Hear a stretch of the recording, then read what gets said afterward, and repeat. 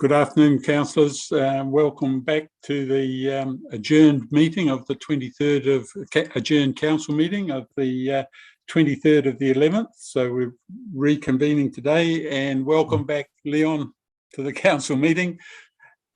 So everything should go through smoothly now.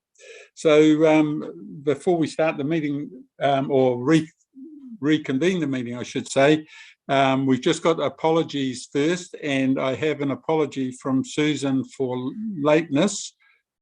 She will join us shortly, but can I have everyone else is here, Mike and Graham, all those in favour? Aye. Aye. Carried. So item 8, was there any disclosures of members' interests at all? No, looking around, there's no disclosures. Item 9, late items. Gary, who's handling? Is Ken going to? Thank you, Bishop. We'll pass to Ken to go through the administrative issues before we get into the body of the report. Thank you. Okay. Yeah. So good afternoon, Your Worship. Good afternoon, councillors. So look, I'll just take you at a very high level just through the business that's in front of us this afternoon, which is essentially the adoption of the annual report for the 2020-21 year, and as well the approval of the summary of that report, the summary annual report for 2020-21. Now I need to apologise because look, this is a fairly messy agenda today, and I'm sorry that we've added a bit of complexity to that. But look, if I could just draw your attention firstly to the updated memo relate items on the annual report. So that's on page 716 of the agenda. In fact, it's the second to last page of the agenda, because look, this kind of takes you through what we need to do this afternoon. So first of all, there is quite considerable additional tabled information, and actually what we need to do procedurally in a few minutes is to pass a recommendation that enables us to consider the additional tabled information, and that additional tabled information is in the form of a report, the additional tabled information report on page 243, and it's in the form of an updated annual report, an updated annual report summary, both circulated to you on Friday of last week.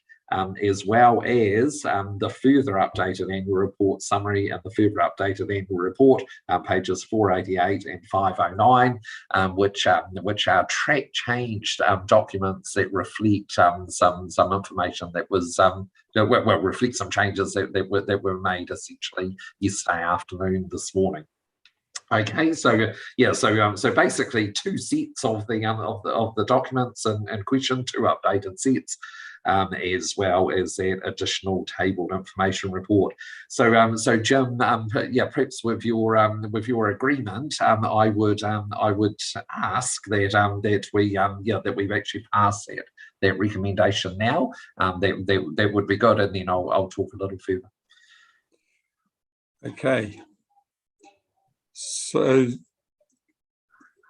we've got the recommendation in front of us. Can I have a mover and a seconder for that recommendation that we received? Andrew and Liz, was there any discussion on that recommendation? I'll put it, all those in favour? Aye. Aye. Contrary? Carried. Okay, thank you. So so me and Jim, if I can just talk a little bit further about this then. So look, probably the best place to start is if we just go to that additional tabled information report. So that is on page 243 of your agenda. So so look on we obviously started this meeting last Tuesday, and last Tuesday we didn't actually have an audit clearance as was explained to you at the meeting last Tuesday. That audit clearance did however come through very late on Friday afternoon. And with that audit clearance, there were a number of changes that were required. Those changes are described in the table on page 243 and 244. Those changes that resulted from the audit process, they are all set out there, and of course included in the draft annual report and the draft summary documents that you've been presented with. Further to that, and now I'm on the top of page 245. When the Audit and Risk Committee considered the documents last Tuesday, they asked for a number of changes as well, and so so there's indication there of what changes were asked for by the Audit and Risk Committee. And I guess at that point as well, and that really resulted in the additional further updated sets that came through to you this morning. And once again, apologise that this has become a little bit complex. There were just a few of those changes that they are all relatively minor in nature that we did miss, and so those have come through in the further updated annual report summary document and the further updated annual report document. They are all clearly marked and track changes on those documents. Okay, so that captures that document captures all of the audit requested changes to enable this to be cleared, and also everything that came through from last week's Audit and Risk Committee. Now, the other thing that I just need to talk to you about now as well is a couple of changes, three changes in effect, that have just come through from an Audit and Risk Committee meeting just in the past few minutes. The Audit and Risk Committee has actually made the recommendation that Council adopt the annual report document and the summary annual report document. But the two changes that came through there that I do need to tell you about and that we will record in the minutes are on, if you just go to page 712 and 713 of your agenda. So I'll just take you there to 712 and 713. So these two recommendations, just to be clear, or these two changes were initiated by Councillor Susan O'Regan at the Audit and Risk Committee just a few minutes ago. So what those changes were, it is the glossary. It's the last couple of pages before the audit opinion. There was a concern there about on page 712 the community boards definition. Felt that really was not a great explanation of what a community board is or does. So that was the Audit and Risk Committee is recommending to you that we strike a line through that community boards definition, where we actually just remove all reference to community boards in the glossary. There are plenty of other references to the community boards elsewhere in the annual report. And then just going over the page, so we're now on page 713, the third item up from the bottom. So there is a reference to an iwi organisation that there was some concern about whether that organisation or that entity still existed. It sounded as if the entity does still exist, but its name has changed from what is written here. So again, and there is no reference to this entity anywhere else in the annual report. So the suggestion is that we again get rid of that box so we remove all reference there. Okay, so those two changes to the glossary, we just remove those two references. That was suggested and accepted by the Audit and Risk Committee and therefore recommended through to you. The other change, again, that Councillor O'Regan mentioned is on page 489 of your agenda. So you might just want to go to 489. And again, we'll minute these changes because they haven't come through in the documentation. So look, this is the introduction from the Mayor and Chief Executive, and we are now in the summary document. Okay, so not in the full annual report document, but in the summary document. And the pertinent thing is the third paragraph, where we're talking about partnership with Mana Whenua, but specifically we're talking about working with our treaty partners. So we have made an amendment, and this came out of last week's Audit and Risk Committee meeting. We've made an amendment to that paragraph. We've actually made that amendment in the full document that's on the agenda in front of you. We have just failed to pick that up in the summary document. So essentially that third paragraph will change to be exactly the same. It should be a direct mirror of what it is in the full annual report.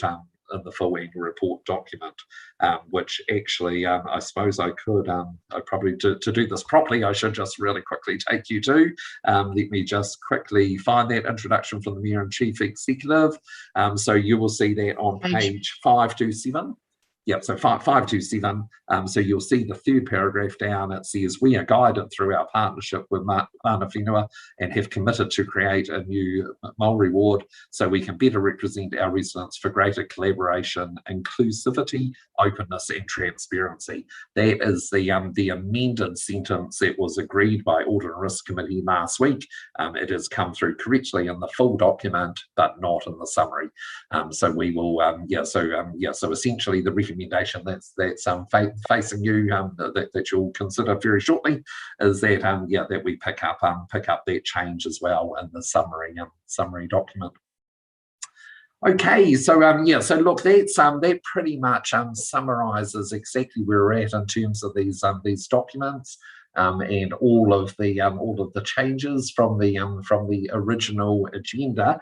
Mayor Jim, I'm very open. It's up to you. I did give the Audit and Risk Committee a few minutes ago a high level summary of the financial results and the financial position. If you would like councillors to hear that as well, I'd be very happy to do that. And we all are also open to in regard to those key changes, and particularly the key audit changes, if the committee wants a commentary on those. Yolanda could certainly do a commentary there, but in your hands as to whether you want that or not. Yeah, Ken, I think it'd be helpful. I think all the councils should have that summary. Okay, yep, that's fine. So so look, I will do that. So let me just really quickly take you to the correct page number. So it's in the full annual report document, and I just made reference to the statement of comprehensive revenue and expense, which is on page 547 of your agenda. So if you just go to page 547 of the agenda, and you should be looking at a page that's the statement of comprehensive revenue and expense. So this is, I guess, in commercial terms or colloquial expression, often in a commercial organisation, this is called the profit and loss statement or the P&L. What our revenue was and what our expenditure was. So look, what I did just want to, at a really high level, point out is that that we have made an operating surplus of $39.6 million. So that's that's obviously a fairly sizable figure, and that is in comparison with a budget of $26.5 million. Okay, so we so in a council organisation, particularly a council that has the level of growth that Waipa has, you're always going to arrive at a rather large operating surplus. But what needs to be borne in mind is that a lot of that operating surplus is not actually cash. It's actually non-cash items such as vested assets, where you can see that we budgeted $15 million. And we ended up with $21.8 million. So vested assets is when development happens. The developers, obviously build subdivisions, put in infrastructure in the form of roading or pipelines, etc., etc. They put those assets in. Those assets are built to the codes that the council requires. Council signs off on those codes and then effectively hands over those assets. They vest them to us or gift them to us, and then we need to recognise them in our books. So of that operating surplus of 39.6 million, 21.8 came from 8 million came from vested assets. So that's a very large part of that, and it's also a large part of the variance that's there as well.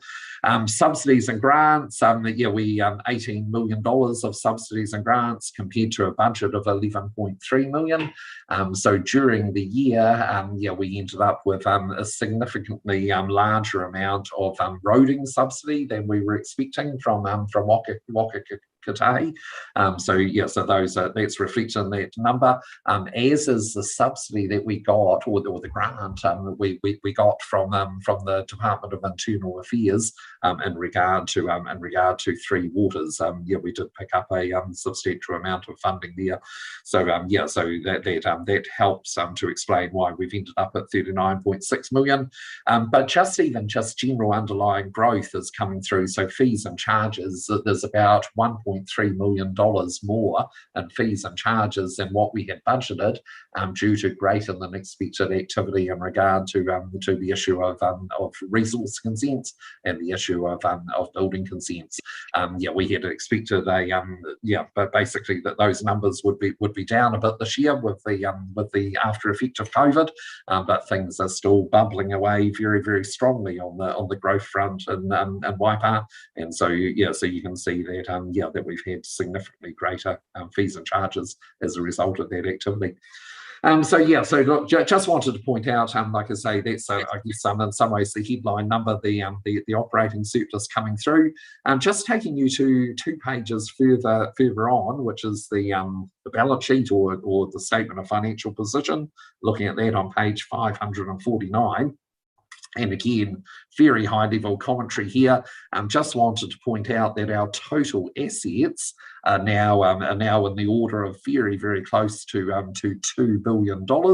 You can see that total asset number of 1968047. So nearly $2 billion of assets. Of course, the big numbers in there are our infrastructure networks. So again, the roading and the waters infrastructure networks. They are the big number there. Our borrowings have grown quite significantly over the year, but those borrowings are $98 million in total. You can see a current portion of 8 million and a non-current portion of 90 million, 98 million in total. Total liabilities are 118 million. So that gives us rate equity, the very bottom line on that financial statement, of just under $1.85 billion. So so look, this is a large organisation with a large balance sheet. So just pointing that out to you. So maybe at this point I'll just pass over to Yolanda. Yolanda, if you could just take the council, as you did a few minutes ago, the Audit and Risk Committee, just through those larger audit adjustments in relation to the prior period areas. Good afternoon, committee members. Thank you, Chair. So the main reason for the changes was to do with the loss on disposal of roading assets. That's mainly the only reason why these adjustments were posted.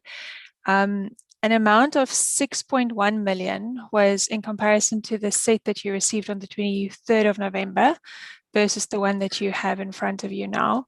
6.1 million was moved from the P&L, so the loss in this financial year, to the revaluation reserve, because those assets had been revalued in previous years. So we pushed it through the revaluation reserve.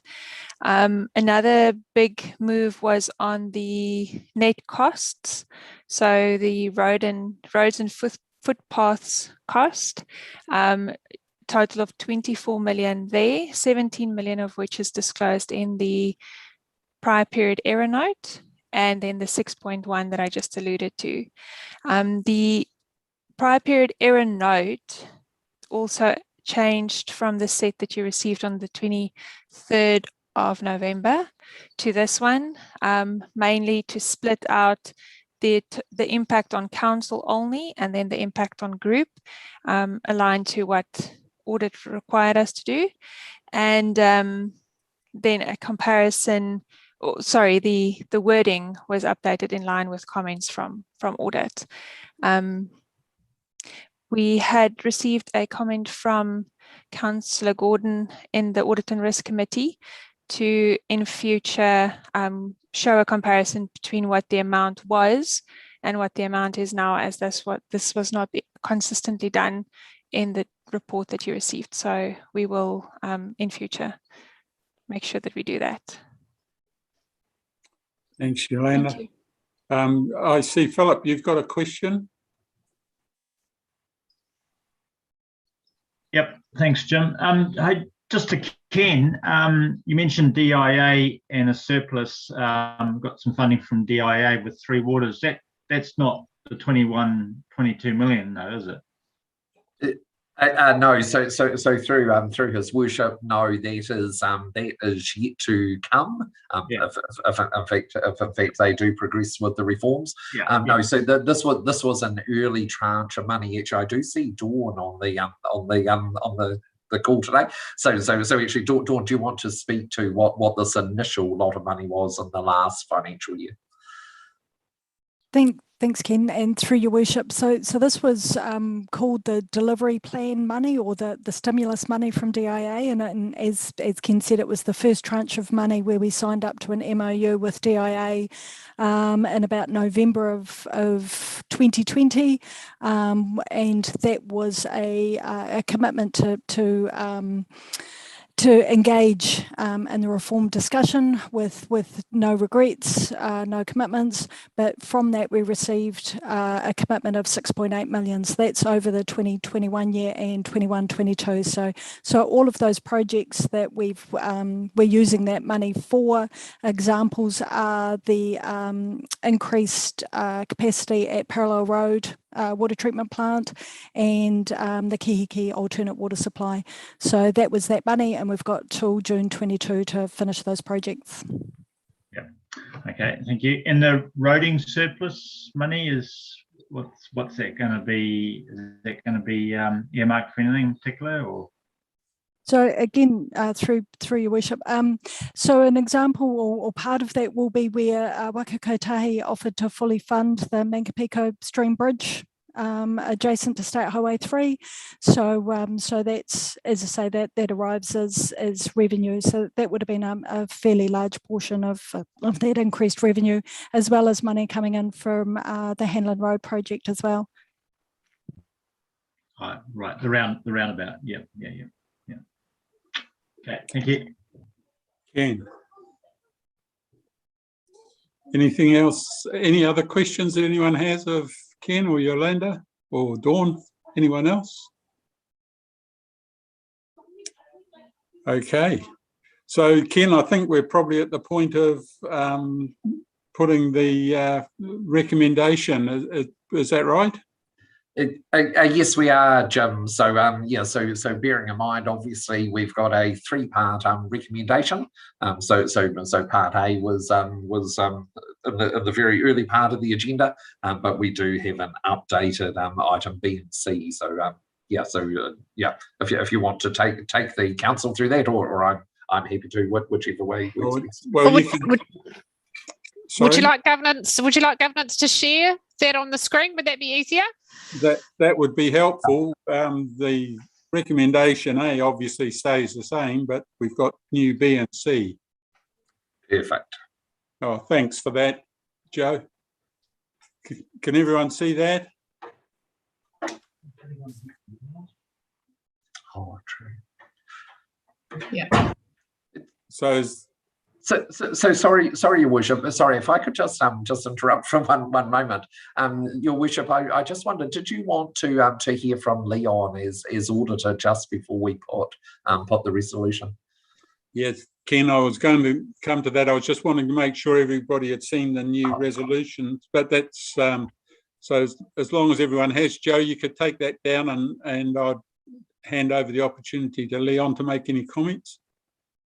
Leon. Thank you, Worship, and good afternoon, councillors, management and staff. Yeah, as I explained last week, this was a fun process for us. Fun in inverted commas, of course. But we got there in the end, and I'm ready to issue an unqualified audit opinion with that one emphasis of matter, just referring to the Three Waters reform that the government has announced a while ago. I really have to thank, I'm not going to name names because I'm going to forget someone, but management and staff at WIPA, as well as the Audit and Risk Committee, for the support and the pragmatic approach to this audit. And I'm really glad we got to this point. So thank you very much. Your Worship, if I can just finally ask if any of councillors are aware of any events subsequent to balance date that may impact on the annual report. I'm not aware of any. Ken is not aware of any, but I just need to check for my file, please. Okay. Are there any councillors that have any issues or items that we should disclose? I can't imagine there's any, Leon, but I'm just looking around the screen. I can't see anyone nodding. They're all shaking their heads. So I think you can take that as fairly conclusive that we haven't got anything. Thank you, Your Worship. Okay. All right. If there's no further discussion, it certainly has been an unusual audit, and but I'm glad we've got to this point, and it's an unusual circumstances that hopefully we don't all have to sit through again, although I'm not holding my breath for next year, but the way COVID's going. But if everyone's comfortable now, I've moved to put the motion, and I think it's without any discussion. There's no reason why we can't put the recommendation, all three, A, B and C, together. So I saw your hand come up, Roger, if you're happy to move A, B and C, and a seconder, Claire, I think I saw. So Claire's seconded. All those in favour? Aye. Contrary? Carried.